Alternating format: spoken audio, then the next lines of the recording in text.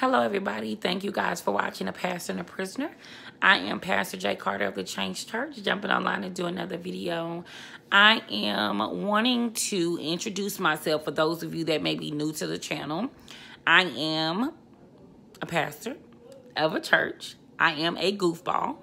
I am married to a man who is incarcerated right now, serving time. He's in prison. I'm a mother.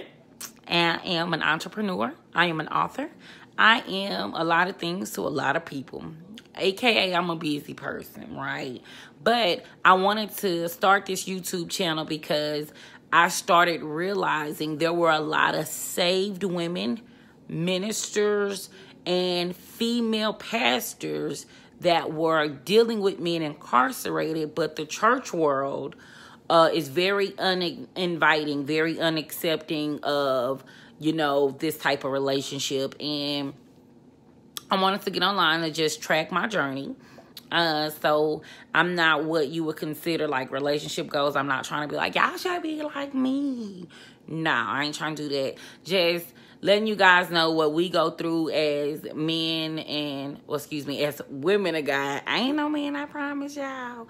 But as women of God concerning marrying somebody who's incarcerated. You know what I'm saying? So it gives you a different perspective. I know everyone or every YouTuber that has a channel who is a prison wife. Our stories may be similar. We may go through the same things, but I also feel like each individual is different. Our story is unique, and it's important for it to be told.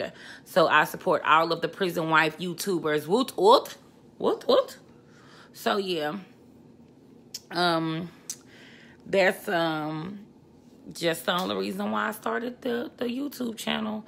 Well, I'd already had the channel before, but I changed the content once I got married. So I found it really important to support each other in regards to these relationships because ain't nobody else out here gonna do it, okay? That brings me to the story about my wedding dress. My wedding dress. So my husband, when he asked me to marry him, I'm gonna get it together. When he asked me to marry him, he was like, do everything that you can do to make this day and time special, just as if I was at home. Okay. So I had started, come on, Jackie. I began thinking about, having a reception, like a little party.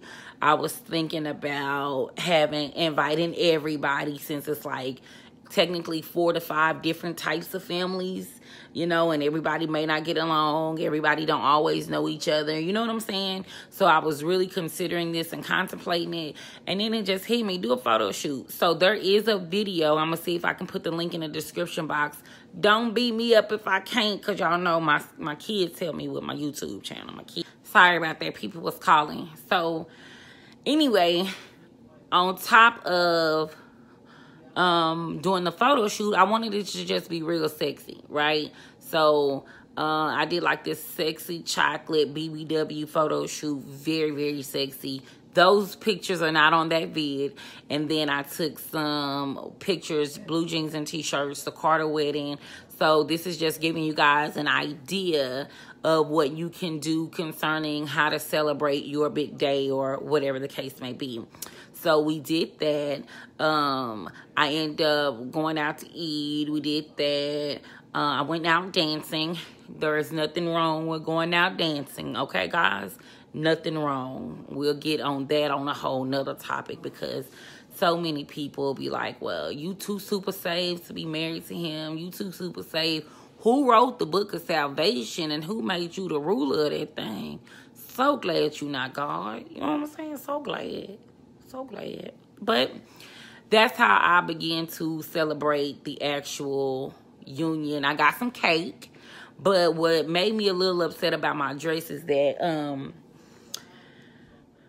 my family wanted me to do things with them concerning my wedding dress.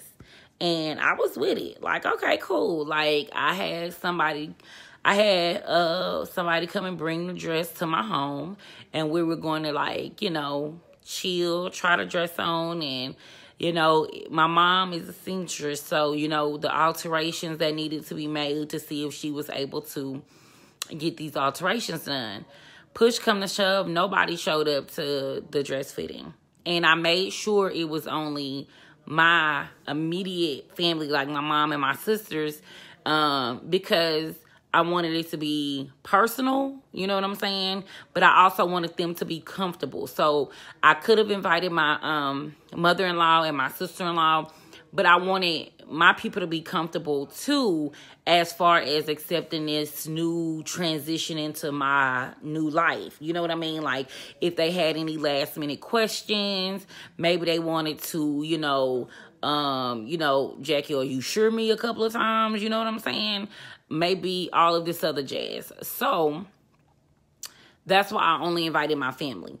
Well, nobody showed up. So the lady came with the dress, and I end up buying it anyway because I really had nobody saying, like, no, you don't look good. That's not good for your body type or whatever.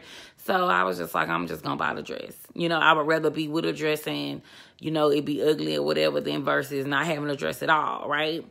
So did that. And so when I bring it to my family's attention, I don't know, maybe they were super busy. Maybe it wasn't as important to them as it was to me, seeing that he is incarcerated. And for anybody who is watching this and have a friend who's dealing with somebody who's incarcerated, our anniversaries are big to us, just like they're big to y'all. Our birthdays are big to us, just like they're big to y'all. You know what I'm saying? People downplay the relationship because he's gone or she's gone, depending on what's going on in y'all lives and relationships. But it's like, regardless or not, I still would have celebrated my anniversary, or I still would have, you know what I mean? It's just slightly irritating, you know, when I hear people act so dang on foolish. Like, come on, man, we too old for that.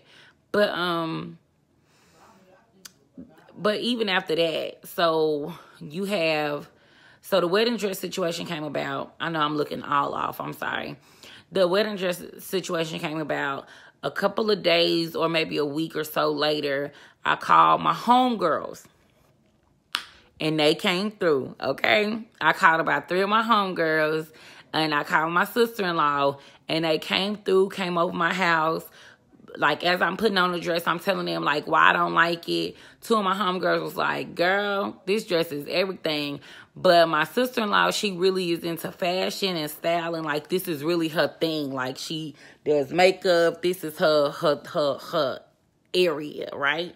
So she was like, no, I see what Jackie talking about. She want to be real sexy and confident, and this dress kind of just lays on her. And so she doesn't want it to lay on her. I'm like, girl, come on with the lingo. Help me. And so that happened.